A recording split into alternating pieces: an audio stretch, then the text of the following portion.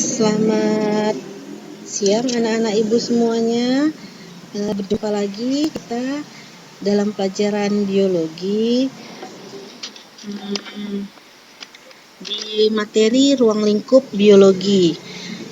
Selamat siang, assalamualaikum warahmatullahi wabarakatuh. Anak-anak ibu, sebelum mulai pelajaran, ibu harap kalian sudah mempersiapkan alat tulisnya untuk bisa menulis apa yang nanti kita pelajari. Oke anak-anak, kita mulai ya. Oke, materi kita saat ini adalah ruang lingkup biologi. Sebelum kita memasuki materi ruang lingkup biologi, kita akan membahas dulu apa sih itu ilmu biologi.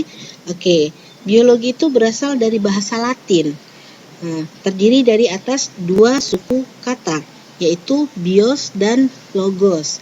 Bios itu berarti hidup dan logos itu berarti ilmu. Jadi, jika disatukan, biologi itu adalah ilmu yang mempelajari tentang makhluk hidup atau organisme yang bersifat makroskopis dan mikroskopis. Itu makroskopis yaitu makhluk hidup yang bisa dilihat dengan mata. Sedangkan mikroskopis adalah makhluk hidup yang tidak bisa kita lihat dengan mata telanjang, artinya harus menggunakan alat bantu dalam melihatnya.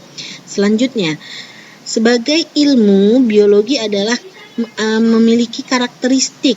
Yang pertama adalah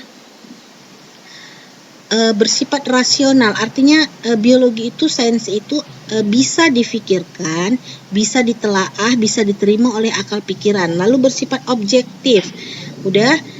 Dia tidak mengada-ngada, tidak ditebak-tebak, nyata. Lalu bersifat empiris, artinya bisa diteliti, bisa dilihat karena ada dokumen-dokumen penunjangnya. Lalu bersifat akumulatif. Yang selanjutnya, objek permasalahan dalam biologi itu sangat luas, sangat lebar. Kita mulai dari yang terkecil, molekul. Oke, lalu selanjutnya adalah sel. Selanjutnya adalah sel. Selanjutnya adalah jaringan. Semakin besar organ, semakin besar lagi sistem organ, organisme, populasi, komunitas, ekosistem, bioma, biosfer. Itu yang terbesar. Oke, kita akan membahas satu persatu. Yang pertama sekali adalah molekul. Molekul itu merupakan kumpulan unsur yang membentuk senyawa kimia. Kita mulai. Molekul yang terkecil itu adalah DNA dan RNA, di mana satu makhluk hidup disusun atas dua molekul senyawa kimia, yaitu DNA dan RNA. DNA itu adalah deoksiribosa dan RNA adalah ribonukleat. Di sini kalau dia makhluk hidup yang makroskopis umumnya memiliki kedua molekul unsur senyawa ini. Sedangkan kalau dia mikroskopis tidak semua, tapi khusus untuk virus dia hanya memiliki salah satu dari unsur senyawa kimia. Bisa DNA saja, bisa RNA saja. Oke, selanjutnya adalah sel. Sel ini merupakan unit struktural dan fungsional terkecil yang menyusun tubuh makhluk hidup. Di sini ada ibu kasih contoh adalah sel hewan dan sel tumbuhan. Coba anak-anak lihat. Di sini berbeda tidak sel hewan dan sel tumbuhannya? Kalau pada sel hewan, selnya ini tidak berbentuk. Artinya bentuknya tidak tetap. Mengapa seperti itu? Karena pada sel hewan, dinding dari sel hewan ini tidak ada yang melapisi bagian terluar dari sel ini, sehingga bentuknya berubah-ubah, bentuknya tidak tetap. Sedangkan pada sel tumbuhan, dinding selnya ini punya dinding. Ini anak-anak bisa lihat di sini kan, di video ibu ini ada yang berwarna hijau, ini dinding sel, sehingga selnya itu memiliki bentuk. Oke, selanjutnya jaringan, yaitu kumpulan sel yang mempunyai asal, bentuk, ukuran, dan fungsi yang sama. Ada banyak contoh dari jaringan. Ada jaringan saraf, ikat, otot polos, jantung, epitel, dan lain-lain. Lalu ada selanjutnya yang disebut dengan organ. Organ merupakan kumpulan jaringan yang berfungsi dan melaksanakan tugas tertentu. Contohnya ada ini, usus besar, ada jantung, ini organ.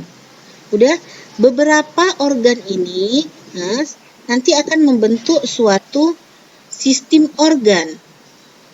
Udah, kalau sudah dikatakan dengan sistem organ, ini merupakan kumpulan dari organ. Contohnya, sistem pernapasan. Ini kumpulan dari organ. Organ apa aja? Ada paru-paru, ada hidung, ada kerongkongan. Sedangkan ini sistem pencernaan. Ada mulut, ada kerongkongan, ada lambung, usus besar, usus halus, usus 12 jari, dan rektum. Oke. Selanjutnya adalah organisme. Organisme ini makhluk hidup tunggal. Ini contohnya. Udah tersusun dari semuanya. Udah. Oke, selanjutnya adalah populasi. Kumpulan dari organisme atau individu sejenis dalam satu daerah dan dalam kurun waktu yang tertentu. Organisme yang sejenis yang berada dalam satu tempat disebut dengan populasi. Selanjutnya adalah komunitas. Oke, kumpulan dari beberapa populasi daerah yang sama dalam kurun waktu yang sama, berada di dalam daerah yang sama dan kurun waktu yang sama. Selanjutnya ekosistem. Di sini ada Ibu lihat, ekosistem merupakan kesatuan komunitas dan lingkungan hidupnya yang saling berinteraksi. Di sini ada komunitas darat, ada komunitas air. Bisa danau, bisa laut, bisa kolam. Selanjutnya adalah bioma. Bioma ini kumpulan ekosistem anak-anak yang terbentuk karena perbedaan letak geografis dan astronomi yang didominasi oleh vegetasi tertentu. Contohnya, ini adalah bioma padang rumput. Di sini ada vegetasi tertentu. Biasanya yang hidup di daerah padang rumput apa? Hewannya apa? Tumbuhannya apa? Itu yang artinya hanya didominasi oleh vegetasi tertentu dan letak geografis akan mendukung terbentuknya bioma. Selanjutnya adalah biosfer.